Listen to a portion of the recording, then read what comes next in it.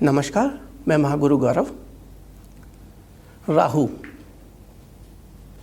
काफ़ी लोग इसको प्लैनेट मानते हैं, काफ़ी लोग इसको छाया मानते हैं, बट इसका नाम आते ही सभी के हृदय में एक डर की फीलिंग उत्पन्न हो जाती है। ऐसा क्या है, राहु है क्या और इसके क्या नेगेटिव इम्पैक्ट हैं, इनके बारे में बताते हैं। तो हम बात करें राहु की, तो राहु अगर देखा जाए तो शुरू में त्रिदेव के अलावा जो पृथ्वी बनने से पहले देव और असुर थे। राहु एक असुर थे जिन्होंने समुद्र मंथन के बाद जो समुद्र से अमृत निकला था उसका पान किया। ये बात जब भगवान विष्णु को पता चली, उन्होंने सुदर्शन चक्र से राहु का सिर काट दिया। तो जो राहु का ऊपर वाला जो पार्ट है वो राहु के नाम से, और जो धड़ है वो केतु के नाम से प्रचलित हुआ।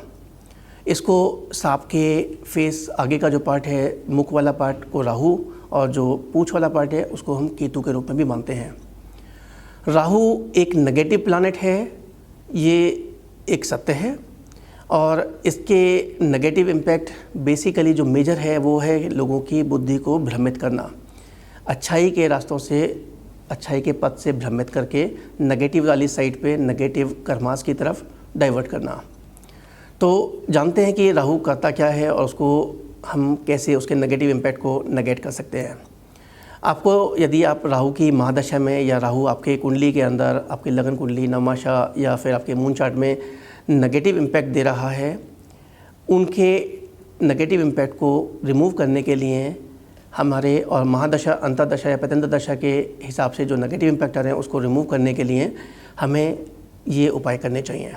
आपको चाहिए कि संध्या के समय काले नीले फूल, गुमेद, नारियल, मूली, सरसों, नीलम, कोयले, खोटे सिक्के, नीले वस्त्रों का दान किसी कोढ़ी को करना चाहिए। स्पेसिफिकली आप शनिवार को करते हैं तो ये आपके लिए शुभकारी रहेगा।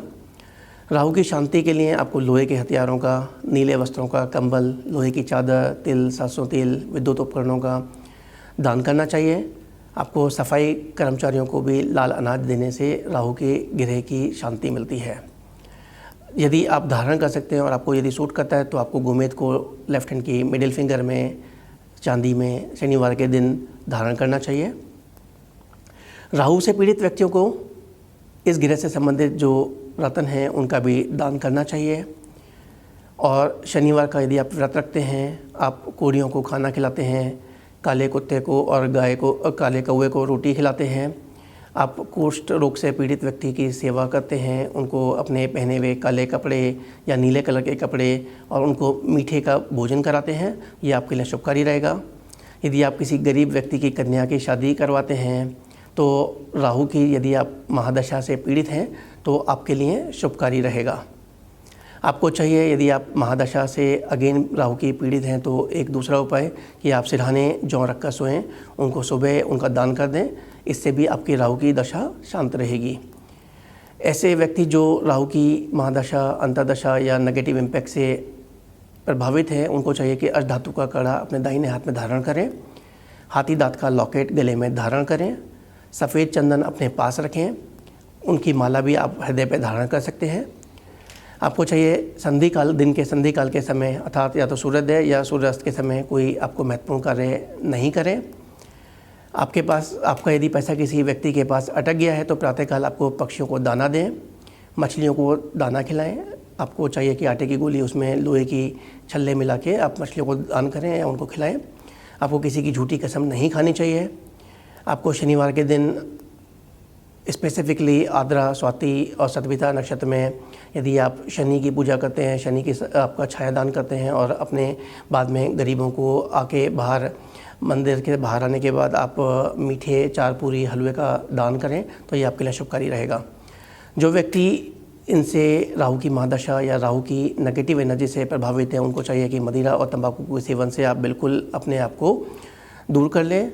ये आपकी राहु की दशा में विपरीत परिणाम देते हैं, आपको भ्रमित करते हैं। तो राहु से रिलेटेड चीज़ों की जानकारी मैंने आपको दी। आपको चाहिए कि आप इंश्योर करें, राहु से डरने की ज़रूरत नहीं है, उपाय आप निरंतर करते रहें, अपना चाल चलन, चरित्र को आप सही रखें, ये आपके राहु की दशा को भी ठीक करने के लिए सहायक रहेंगे। इन्हीं शुभकामनाओं के साथ कि आपका कोई भी प्लैनेट आपके लिए नेगेटिवली आप इम्पैक्ट ना करें। मैं महागुरु गौरव।